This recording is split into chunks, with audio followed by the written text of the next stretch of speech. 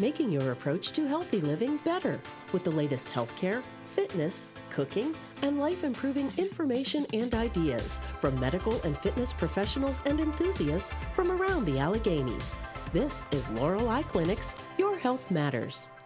Welcome to Your Health Matters. I'm your host, Casey O'Day, and we have a great show lined up for you this week. We'll find out the difference between Alzheimer's disease and dementia. Plus, we'll talk Medicare with an insurance expert. And we'll take another fitness break, courtesy of the Bellefonte YMCA. But first, we begin with a very serious subject, teen suicide. Suicide is the second leading cause of death for people ages 15 to 24. Sadly, the State College Area School District recently lost a high school student to suicide. So what can be done? Christy Beck, a licensed therapist and the faculty supervisor of the Her Clinic at Penn State University, is here with some insight. Christy, it's good to have you back, although I'm sorry it's under these circumstances. Yeah, me too, but it's important to get the information out there. It's important to have an open conversation about all of this. So let's talk about the isolation from the pandemic and what that's doing to our youth. Yeah, and so like all of us, we've been feeling, the isolation, and I think that the youth are no different. And I mean, thinking about how just important, going back to that age, how important it was to be around other kids. And now they just don't have as many options for that as they used to. And so I think that's part of, increasing that loneliness that a lot of the teens are feeling right now. So what are some of the risk factors? Right, so risk factors can include a history of mental health issues like depression, anxiety, substance abuse issues, alcohol abuse issues, family history of suicide, previous suicide attempts. So those are just a few. So what are some of the other warning signs? What should we as parents or loved ones be looking out for? So we want to be looking for any drastic changes in behavior, slipping grades, a kid that used to be really, happy-go-lucky, they're feeling very sullen, they're isolating more from their friends.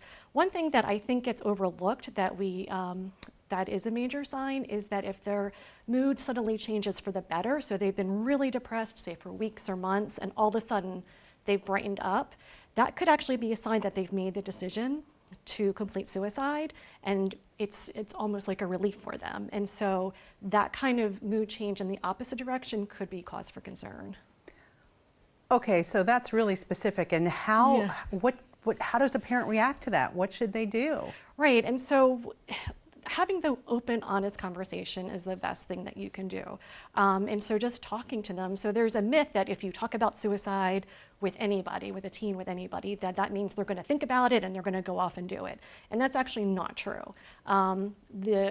Research after research study has shown that when you are able to talk about it and the person you're talking to is able to express themselves, that actually lowers their risk. And so just having that open and honest conversation, and asking them directly, are you thinking about killing yourself? Opens that door for that conversation. Wow, that's a hard conversation to have. Yeah, it is.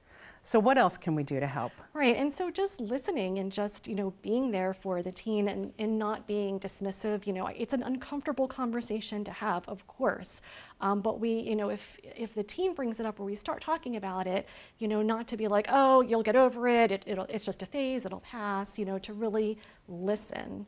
Other things, trying to break them out of that isolation, whether it's, FaceTime or Zoom calls or whatever, or, just trying to get them, involved in some way and getting them back.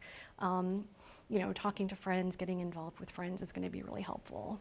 I think the most shocking thing that you've said today is that an elevated mood can be a sign. That's really tough. Yeah. So what kind of resources are available? So luckily there's tons of resources available. So, if you're local, you can look up a therapist. The Her Clinic is taking new clients. I'm trying to think. And then there's one of the popular ones now is the text suicide line.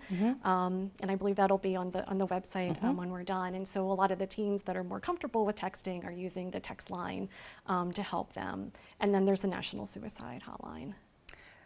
What other advice would you have for any parent who might be concerned? Right. Well, I would say, trust your instincts. So if you feel like something is wrong, then do something about it. So even if your teen is denying, but you're not really sure, get them evaluated. Obviously, if it's an emergency, call 911, go to your local emergency room, go to a crisis center.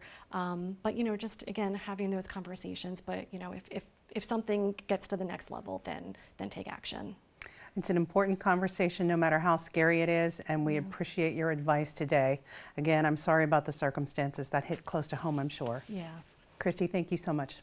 All right, thanks. It's been a pleasure, and I look forward to the next time you join us. Thank you. We have the National Suicide Prevention Lifeline and the Crisis Text Line posted to our website. Still to come on Your Health Matters, Medicare 101. We have a lesson in the basics of Medicare. But first, find out the difference between dementia and Alzheimer's disease. Stay with us.